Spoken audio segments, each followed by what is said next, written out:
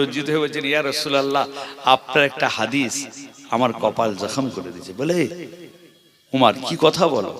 বলে, ইয়া রাসূলুল্লাহ, গত দিনে আমার বহুদিন যাই নাই, বহুদিন পর বেটির বাড়িতে গিয়েছিলাম। বাপ বেটি দুজনে কথাবার্তার আলাপ আলোচনা করছিলাম, করতে করতে গভীর রাত হয়ে গেছে। ওই গভীর রাত যখন হয়ে যায়, তখন আমি ওমর, আপনার একটা হাদিস আমার মনে পড়ে গেল। ওই ব্যক্তি কাল কিয়ামতের মহাময়দানে, হাসরের ময়দানে মাশাআল্লাহ আল্লাহ তার গলায় 7 তবক জমিনকে হার করে ঝুলাইয়া দিবে। তাহলে বুঝতে পারছেন? সাবধান। আমি বলছি না, আমার কথা না, ফুরফুরা হুজুর নন, আমার রাসূলুল্লাহর কথা। আর রাসূলের কথা মানে কার কথা? কার কথা গো? মাশাআল্লাহ, নারে তাকবীর। হ্যাঁ, সিলসিলায় ফুরফুরা সেই মানুষ তো সব শুনে শুনে আলেম হয়ে গেছে। মাশাআল্লাহ। চলুন, এই কেন এরকম হচ্ছে, এর কারণটা কি? নামাজ পড়ছে, তাহলে নামাজ গেল কোথায়? এই ব্যাখ্যা নিন, এক আয়াতের ব্যাখ্যা আর এক আয়াত। আমি করব না ব্যাখ্যা, সবথেকে উত্তম তাফসীর আমার আল্লাহ করেছেন। জোরে বলুন সুবহানাল্লাহ। বিসমিল্লাহির রহমানির রহিম। কাদ আফলাহা মান তাযাক্কা ওয়া যাকারা ইসমা রাব্বিহি ফাসাল্লা। আল কোরআন। বহু আলেম ওলামা আছেন, এই আয়াতে আল্লাহ পাক ওই জিকিরকে ছেড়ে দিয়ে, এই নামাজকে ছেড়ে দিয়ে জিকির বলেছেন, নাউজুবিল্লাহ না, বা জিকিরের গুরুত্ব আহমিয়ত না, ওটা খালি নয়। এই আয়াতে আল্লাহ নামাজি হবেন কি করে, ওই নামাজ পড়বেন কি করে, ওই নামাজির চরিত্র হবে কি করে, আদর্শ হবে কি করে, আল্লাহ তার ব্যাখ্যা করছে। কাদ আফলাহা মান তাযাক্কা, কটা হলো? একটা, খেয়াল করবেন। কাদ আফলাহা মান তাযাক্কা ওয়া যাকারা ইসমা রাব্বিহি, কটা হলো? দুটো, কি তাই তো?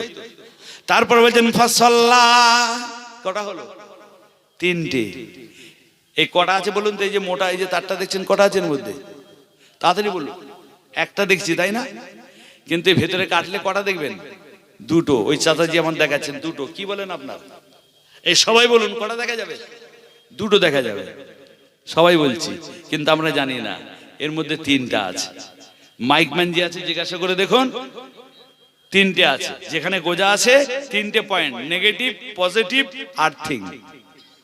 নেগেটিভ, পজিটিভ আর আর্থিং। কেন?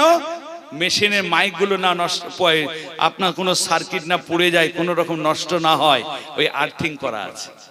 আপনার ঘরে ল্যাপটপ চলছে, ইউটিউব চালাবেন, আপনার ল্যাপটপ চালাবেন, আপনার কম্পিউটার চালাবেন, আপনি ওয়াশিং মেশিন, রেফ্রিজারেটর ব্যবহার করবেন, তিনটে যদি কানেকশন না থাকে, যে কোনো সময় বিজলি চমকালে পুড়ে যাবে, নষ্ট হয়ে যাবে।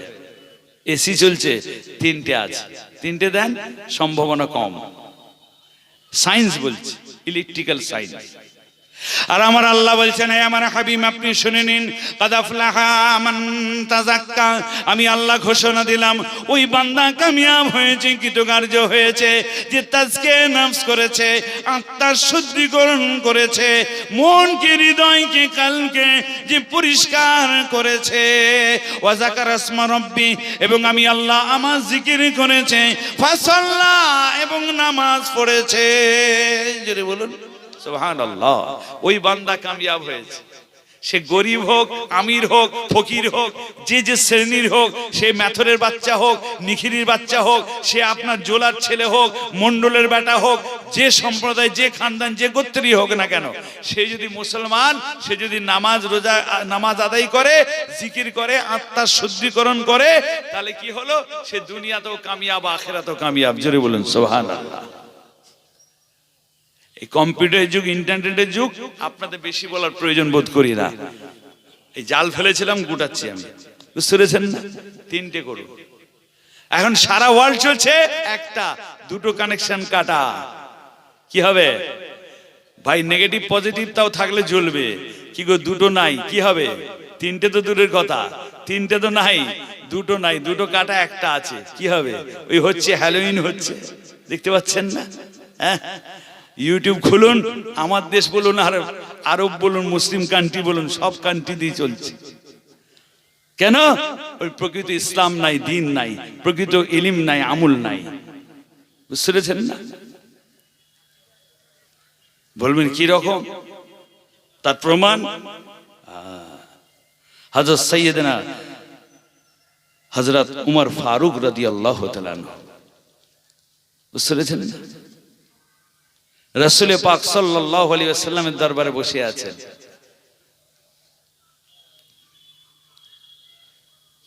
বুঝতে পেরেছেন না? রাসূল পাক সাল্লাল্লাহু আলাইহি ওয়াসাল্লামের দরবারে বসে আছেন, রাসূলুল্লাহ ওয়াজ করছেন, দেখছেন হযরত উমর ফারুকের কপালটা জখম হয়ে গেছে। রাসূল বলছে, উমর তোমার কপালটা জখম হলো কি করে? বলি, ইয়া রাসূলুল্লাহ, মাথা হ্যান্ড করে লজ্জিত হয়ে বলছেন, ইয়া রাসূলুল্লাহ, আপনার একটা হাদিস আমার কপাল জখম করে দিয়েছে। বলে, উমর কি কথা বলো? বলে, ইয়া রাসূলুল্লাহ, গত দিনে আমার বহুদিন যাই নাই, বহুদিন পর বেটির বাড়িতে গিয়েছিলাম। বাপ বেটি দুজনে কথাবার্তা আলাপ আলোচনা করছিলাম, করতে করতে গভীর রাত হয়ে গেছে। ওই গভীর রাত যখন হয়ে যায়, তখন আমি ওমর, আপনার একটা হাদিস আমার মনে পড়ে গেল।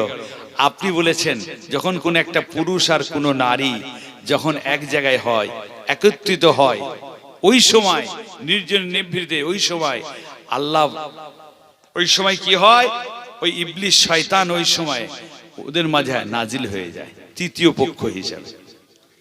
অতএব ইয়া রাসূলুল্লাহ, যখন এই হাদিসটা আমার মনে পড়ে গেল, আমি বেটির বাড়ি থেকে জলদি করে বার হতে গিয়ে ওই বেটির ঘরের যে ফ্রেমটা ছিল দরওয়াজার, ওই ফ্রেমের ঝানকাটটা, ওই ফ্রেমের কাঠটা লেগে আমার কপালটা জখম হয়ে গেছে, ফেটে গিয়েছে ইয়া রাসূলুল্লাহ।